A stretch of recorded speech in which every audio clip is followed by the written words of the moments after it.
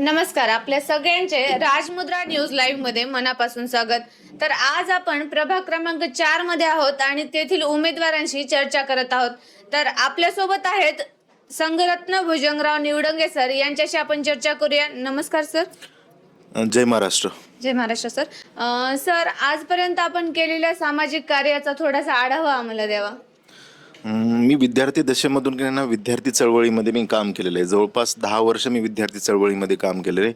सोबत सामाजिक चळवळीमध्ये की नाही ना रक्तदान शिबिर असेल, वेगवेगळ्या जयंत्या असतील, वेगवेगळे की नाही ना रॅली असेल, तिरंगा रॅली मी खूप मोठी काढायचो, जी संविधानाला घेऊन असायची 26 जानेवारीला.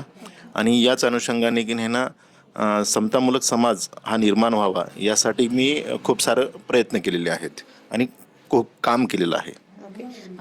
खूप छान सर. तर सर, यासोबतच आपण आता वॉर्डामध्ये फिरत राहता, आपल्याला कोणकोणत्या समस्या जाणवतात? तुम्हाला आता समस्या सांगायच्या म्हटलं तर की ना माझा जन्मच या वार्डमध्ये झालेला आहे. आता या वार्डमध्ये माझा जन्म झालेला आहे. तर मी तुम्हाला एक प्रमुख समस्या सांगतो की ना इथं ड्रेनेज लाईन जवळपास 18 ते 20 वर्षापूर्वी झालेली आहे. आज ती पूर्ण ड्रेनेज लाईन पूर्ण चोकोप आहे, म्हणजे तिचं नूतनीकरण आजवर झालेलं नाही आहे.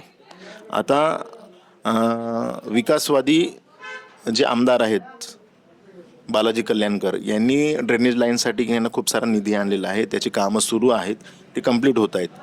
पण इथली महानगरपालिका एकाच माणसाच्या हातामध्ये होते. म्हणजे तो वेगळ्या पक्षामध्ये असताना पण ती त्यांच्याच जवळ होती आणि आता त्याच पद्धतीने की नाही ते त्याच पद्धतीने काम करतायत. पण विकास कामे अशी झालीच नाही आहेत. जसं की नाही ड्रेनेज लाईन सांगितलं मी तुम्हाला की 18 वर्षापासून ती एकच आहे, म्हणजे छोटी ड्रेनेज लाईन आहे. तुम्ही आनंदनगरला गेलात तर की नाही ना आनंदनगर ते शोभानगर रोड आहे. त्या शोभानगर रोडवर की नाही ना जो आनंदनगरच्या तिथं पॅच आहे एक, तो एवढा खतरनाक पॅच आहे की एवढे खड्डे आहेत त्या रस्त्यामध्ये, तो पॅच बनलाच नाही आहे आजपर्यंत. अजून त्या रस्त्याचं एक वैशिष्ट्य आहे की ना त्या अर्धवटच रस्ता बनलेला आहे, म्हणजे अर्ध्या रस्त्यावर त्यांनी की ना काहीच केलं नाही त्या रस्त्यामध्ये. असे वेगवेगळे प्रॉब्लेम्स खूप सारे आहेत. तसं पाणी येतं पण ते नियमित नाही. खूप जागी की नाही ना लिकेज होतं, या गोष्टी आहेत. खूप जागी, काही जागी तर की नाही ना म्हणजे स्ट्रीट लाईट नाही आहेत. हे प्रॉब्लेम आहेत. आणि इथले जे नगरसेवक आहेत ते फिरकत पण नाही आहेत त्या गोष्टीसाठी. Okay sir. तर सर, यासोबतच आपण जसं म्हणलात की नगरसेवक एकदा येतात आणि नंतर पुन्हा इलेक्शनलाच दिसतात. तर Yes. अशा समस्या नेमकं का निर्माण होतात? अशी परिस्थिती का निर्माण होते असं आपल्याला वाटतं? आता तुम्हाला सांगायचं म्हटलं तर की नाही ना इथले की नाही ना माजी नगरसेवक आता जे की नाही ना अपोजिट पार्टीमधून लढत आहेत ते 6 वेळाच नगरसेवक होते ओके. आणि 2दा सभापती होते, एकदा महापौर होते आणि त्यांच्यासोबतची जी टीम होती ती पण त्याच पद्धतीने आहे. आता जवळपास इथं की नाही ना आपल्या प्रभाग क्रमांक 4मध्ये माजी नगरसेवक 5 आहेत. आम्ही त्यांच्या संग फेस करतोय. ते पूर्ण पूर्ण की नाही ना पैसेवाले नगरसेवक, आणि पैसेवाले नगरसेवक हे पैसे देऊन निवडून येतात आणि पैसे देऊन निवडून आल्यानंतर की नाही ना लोकांपर्यंत लोकांच्या समस्या ती मांडत नाहीत. त्याच्यामुळे की नाही ना हा प्रॉब्लेम होतो. यावेळेस की नाही ना धनशक्ती विरुद्ध जनशक्ती आहे आणि यावेळेस की नाही ना बालाजी कल्याणकर यांचा की नाही ना विकास कामांना यश मिळेल. बालाजी कल्याणकर यांचे विकास कामं खूप दिसत आहेत. जे मागच्या की नाही ना कोरोना काळानंतर की नाही ना जे इलेक्शन थांबले होते, दुसरे इथे कोणीच विकास कामं केली नाहीत. बालाजी कल्याणकर जे आपले उत्तरचे आमदार आहेत त्यांनीच पूर्ण विकास कामे केलेली आहेत. तर त्याचं यश की नाही ना शिवसेनेला मिळेल, 100% मिळणार. आणि लोक आम्हाला एवढा प्रतिसाद देत आहेत की पॅनल टू पॅनल आमचं की नाही निवडून येणार. Okay sir. तर सर, आपल्याला मागील काही दिवसांमध्ये ज्या समस्या आपल्याला जाणवलेल्या आहेत, तर त्या समस्यांवर काय उपाययोजना आपण करणार आहात? प्रथमतः की नाही ड्रेनेज लाईन आता आमच्या साहेबांनी ड्रेनेज लाईनचा की नाही जे निधी आणलेला आहे त्याचं कंप्लीट काम करून घेणार आम्ही. सोबत ज्या समस्या आहेत, जसं की नाही ना नालीच्या समस्या आहेत त्या करून घेणार. या सर्व की नाही ज्या प्रमुख समस्या आहेत, खूप जागी की नाही ना पाणी साचतं. जसं की नाही ना आनंदनगरला की नाही थोडंही पाणी पडलं तर पूर्ण पाणी भरून जातं, म्हणजे की नाही येणाऱ्या जाणाऱ्या लोकांना की नाही खूप त्रास होतो. तसंच रामनगर साईडला पण खूप एरियामध्ये की नाही पाणी शिरतं.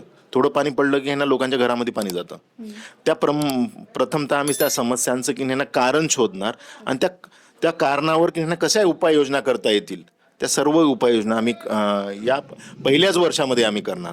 ओके.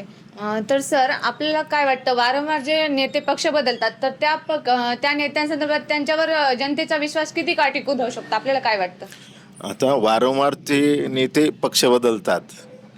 ॲक्च्युअलमध्ये की नाही ना ते नेते पक्ष बदलत नाही आहेत, ते त्यांची सिक्युरिटी निवडतात. ओके.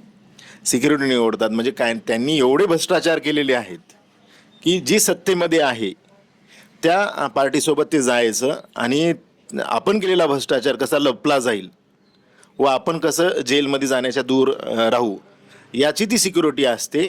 म्हणून ते पक्ष बदलत राहतात. आता राहिली जनता, जनता त्यांना मतदानामधून त्यांचा की नाही ना रस्ता दाखवेल. फक्त की नाही ना ते आजवर जे जिवंत आहेत ते फक्त पैसा वाटप करतात, लोकांचे मत विकत घेतात. आता जनता जागरूक झालेली आहे आणि जनता जागरूक होऊन की नाही ना ते चांगल्या उमेदवारांना निवडून देणार आहे नांदेडमध्ये. Okay sir. आणि सर आता येणाऱ्या महापालिका निवडणुकीच्या अनुषंगाने आपण जनतेला काय आवाहन कराल?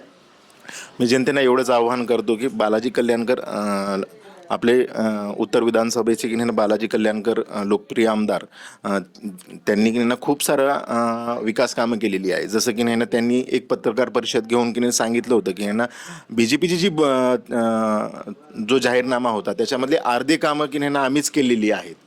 पण त्यांनी BJPने ती छापली. त्याच्यावर पण थोडंसं की नाही ना जनतेने लक्ष दिलेलं आहे आणि त्या गोष्टी की नाही ना लक्षात घेऊन आता जनता की नाही ना आमच्या प्रभागातील पूर्णच्या पूर्ण पॅनलला आमच्या निवडून देणार आहे. आणि मी जनतेला एवढंच आव्हान करतो की हे ना पैशांकडे की नाही ना तुम्ही जाऊ नका, चांगले माणसं शोधा आणि निवडणूक ही खर्चिक देऊ नका. निवडणूक ही खर्चिक आज होत चाललेली आहे.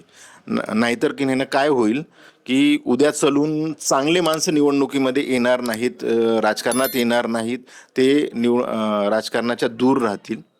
असं मी जनतेला आवाहन करतो आणि चांगल्या माणसांना तुम्ही निवडून द्या आणि प्रभाग क्रमांक 4मध्ये आमच्या पूर्ण पॅनलला धनुष्यबाणावर मतदान करून भरघोस मतांनी विजयी करावे. धन्यवाद सर, आपण आम्हाला वेळ दिलात. तर हे होते प्रभाग क्रमांक 4 मधील अधिकृत उमेदवार संघरत्न भुजंगराव निवडंगे सर यांच्याकडून आपण त्यांचं विजन मिशन काय आहे याबद्दल सविस्तर चर्चा केलेली आहे. तर पुन्हा भेटूया पुढील सदरात. तोपर्यंत पाहत रहा राजमुद्रा न्यूज लाईव्ह. धन्यवाद.